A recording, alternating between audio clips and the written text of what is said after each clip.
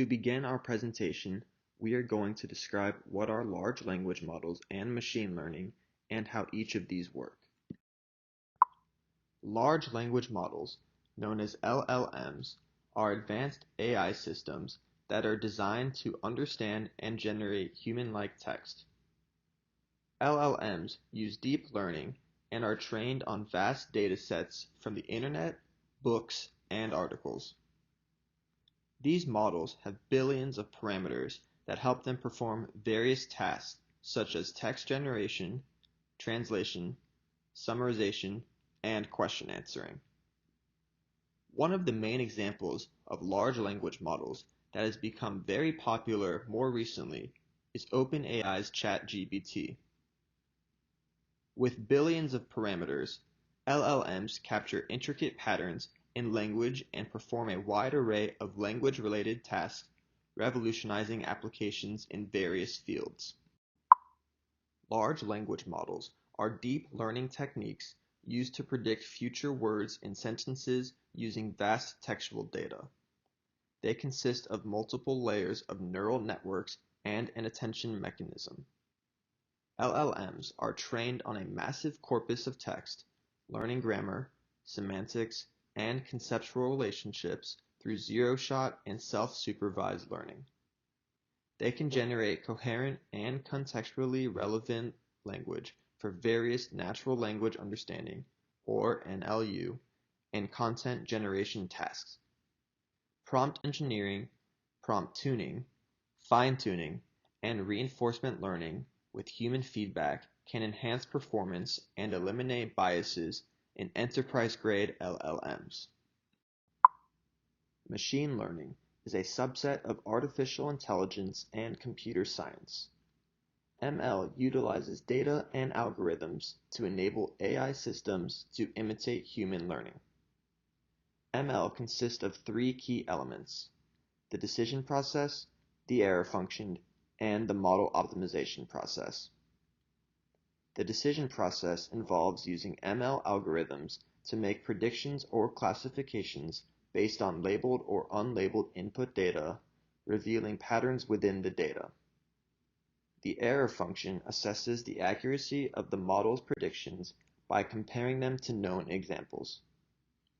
Lastly, the model optimization process adjusts weights to minimize the discrepancy between the model estimate and known examples, continuously repeating the evaluate and optimize process until a desired level of accuracy is achieved.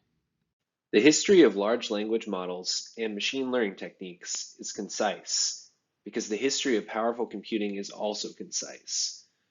Though this presentation will cover that short, explicit history, it's important to understand that large language models and machine learning are the product of centuries of development of theory and mathematics, and the pursuit of an external or artificial intelligence is an old idea, not a new one. Though modern large language models are capable of diverse tasks, early development was driven by demand for natural language processing, an ability that is central to many important applications, such as translating documents or powering voice recognition. Early language models, such as Joseph Weizenbaum's ELIZA, did not use training data to develop a statistical model of the language. Hard-coded grammatical rules were used to craft a response to a user input, creating merely a mirage of understanding. With enough trials, the user of a program like ELIZA might be able to discern the nature of the transformations taking place between the input and the output, which is not something that would be possible in a large language model. The 1970s were somewhat of a dead zone for language model development. Funding for natural language processing efforts dried up. The early returns on NLP research fell far short of idealistic visions of artificial intelligence. As the decade passed and faster, cheaper computing became available, natural language processing turned a corner. The 1980s and 1990s saw machine learning algorithms and other statistical methods replace the traditional rule-based approaches. These methods enabled models with more dynamic understanding of language. In 1997, the introduction of recurrent neural networks to the natural language processing scene led to more context-aware and capable models. Recurrent neural networks retain information from prior inputs, making them useful for processing data where sequence is important. In 2001, a team of researchers developed a language model using a feed-forward neural network. It wasn't until 2011, however, that natural language processing AI solutions became mainstream. Apple's Siri was integrated into its flagship phone and proved that AI was a powerful way to leverage the data asset and increase switching costs for Apple's customers. In recent years, research from Google has yielded the transformer model architecture, improving the context awareness of models by allowing them to process bigger chunks of text.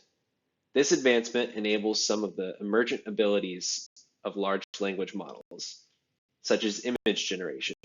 The size of a large language model is measured by the number of parameters a model can consider. Presently, AI firms are engaged in a sort of arms race to develop the biggest LLM, with current LLMs having hundreds of billions of parameters. The tech world loves a Moore's law, and large language models are no exception. Moore's law for an LLM says that the number of model parameters in an LLM can be expected to grow tenfold over a one-year period. That said, model size growth has slowed in the past couple years and may be constrained in the future by training data availability, regulatory requirements, and computational power. We've reviewed the history of the fledgling AI industry, and we've begun to understand the evolution of modern large language models. But we're left to consider a couple questions. First, where is this all headed? And second, what does it mean for me and for my business? Unfortunately, there are a couple factors that make future trends in large language models difficult to predict: the pace of development and the unpredictability of emergent abilities. Emergent abilities are skills or aptitudes, such as telling jokes or solving math problems, that appear unexpectedly and without any direct model training. LLMs can perform these skills because humans perform them using language. To the model, they're just statistical patterns, the same as natural language processing. With enough resources, an LLM should be able to mimic any task that a human can perform through the medium of language. Despite the unpredictability of these model capabilities, the tea leaves do suggest a few near-future developments in LLM applications, governance, ethics, and market structure. Applications. Large language models may supplement or replace many managerial soft skills, such as predicting market reactions to breaking news. In manufacturing spaces, LLMs may step in as the brains of smart factories, continuing the push towards Industry 4.0 and adding smarts to all levels of the value chain. As large language models and the firms that develop them continue to mature, their accessibility for all users should increase. Multilingual support will be key in ensuring equitable access and in expanding the market for products. Expanding the market may indeed prove pivotal in the viability of many AI software firms. As Christopher Mims of the Wall Street Journal notes, someone's got to pay for all this AI development. While software developers like OpenAI are garnering huge investments from other firms, the immediate revenue opportunities have favored the hardware manufacturers. See NVIDIA, for example. AI software companies are offering up their services at a loss, such as the free access to ChatGPT that we've all been enjoying, while they gauge demand and develop distribution channels with hardware manufacturers. The bright light of large language models has brought with it a few shadows, in particular, the ethical concerns of sourcing training data and the human rights concerns of bias and discrimination. Already, there have been lawsuits filed by artists and creators seeking damages for unauthorized use of original work in training large language models. Other legal challenges focus on the privacy intrusion of LLMs combing through personal photos and social media profiles. Because of the black box nature of modern LLMs, where the inner workings are opaque, there are certain discriminatory risks. Whereas a human may know that it's illegal to use factors like race or religion in making certain decisions, even by proxy, such as with redlining, a large language model may find hidden proxies for these variables and discriminate untraceably. There are four main components in every large language model, or LLM, that enable it to process data, deconstruct information, reconstruct language, and delineate contextualization. These components are called neural network architecture, or layers, tokenization, embedding, and attention mechanisms. The central foundation of an LLM, or large language model, are called neural network layers, or as I said earlier, architecture. This is the most complex component to describe because it was designed to imitate the structure of a human brain. Naturally, I'm going to oversimplify everything for the sake of our understanding and presentation. So to explain neural network layers from parts to whole, a node is a single widget that is specifically designed to run a specific calculation. These nodes are thoroughly interconnected to create a layer. A node is determined to run based upon whether the input given has both the need for that specific node and if the output from that node is important enough to the overall project at hand. That creates one layer. In every LLM, there is a requirement that there is a minimum number of one input layer, one minimum layer, and one output layer. This intricate web of nodes in a large language model forms a complex computational program, ultimately enabling the model to understand and generate human-like text. Due to computers processing information through ones and zeros, language, like English or such, must be systematically broken down into components. Think of the word greenhouse. We understand greenhouse as a characteristically different thing than both green, like the color, and a house. Yet, it can be broken down into those two different words to better understand the full word. This is the process that LLMs must go through to understand and articulate language. The broken down pieces of language are called tokens. By dissecting language into tokens, LLMs are able to translate human communication into binary computer processing, enabling them to grasp and generate language. Now that LLMs have tokens, the tokens must be transformed into ones and zeros. Embedding is the part of LLMs that code the tokens into ones and zeros. This is done through complex mathematical formulas that are called vectors that can interact with each other. This replicates how green may be one word and house may be another word, yet when those two words are combined, the new conglomerate has distinctly different meaning than the two words individually. In essence, the embeddings transform tokens into a numerical language of ones and zeros through vectors, allowing LLMs to capture the essence of words and their combinations, enabling them to differentiate between synonyms, homonyms, and homophones. The last component of LLMs are called attention mechanisms. This component is what allows the LLM to understand context. Attention mechanisms prioritize tokens to solidify the uses of the tokens in the input. The best way to understand this parallelism is kind of like Sudoku. The numbers given take precedence over the numbers that you write down. Obviously, this example breaks down eventually. However, it gets to the point of understanding what this mechanism does. This component allows the LLMs to understand nuanced contexts and unique conversational conditions. Attention mechanisms are crucial in the LLM's ability to handle long-range dependencies, contextual nuance, and coherence.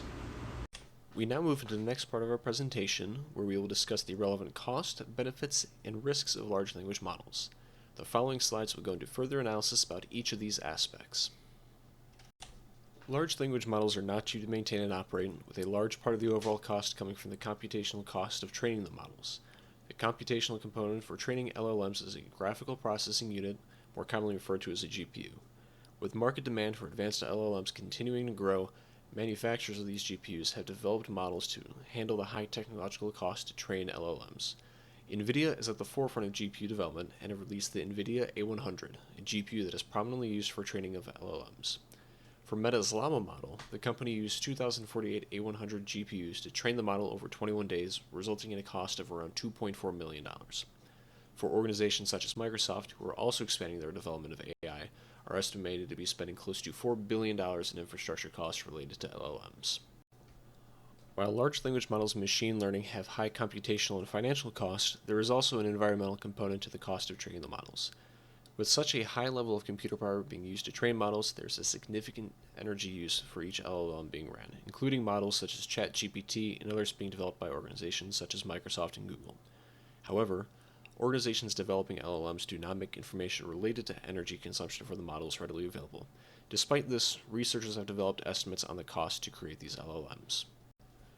Researcher Sasha Lucioni of AI firm Hugging Face, in collaboration with researchers at Carnegie Mellon, developed tests to estimate the cost of training and running LLMs. As we know, LLMs are capable of a large variety of tasks, ranging from simple text generation, analysis of documentation, and have even begun to have the ability to generate image and videos. Different tasks will result in different levels of energy consumption, with the intensity of the task playing a part in the energy used. Lucioni and the researchers developed 88 different tests for models of various uses, such as the ones previously mentioned, and ran the test for each model 1,000 times to create a large enough sample size to average out the energy usage. The researchers found that smaller tasks, such as classifying writing samples and text generation, used small amounts of energy for each task, ranging from 0.002 of a kilowatt hour to 0.47 of a kilowatt hour. For the more graphically intense tasks, such as image generation, they saw energy usage averaging out to 2.907 kilowatt hours per test. For image generation and similar tasks, the energy use will be determined by the size and complexity of the image. Smaller images will result in lower power consumption, and larger, more complex images will see a higher level of energy use. Lucioni and her team did state that the values the researchers found should not be generalized, given that there are differences in the levels of technology and uses that most large LLMs use.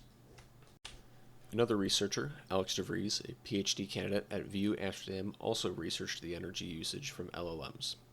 Using information provided by NVIDIA, whose GPUs account for close to 95% of all sales in the AI market, de Vries was able to estimate the future energy cost of the AI sector, including LLMs. De Vries estimated that by 2027, the sector could be using anywhere between 85 to 134 terawatt hours of energy each year. De Vries shares a similar sentiment to Lucioni and her team, and that because of a lack of publicly available information, it is difficult for researchers and the public to know exactly how much energy LLMs and AI models are actually using. Moving on from some of the costs of LLMs, we can turn our attention to the benefits of these technologies.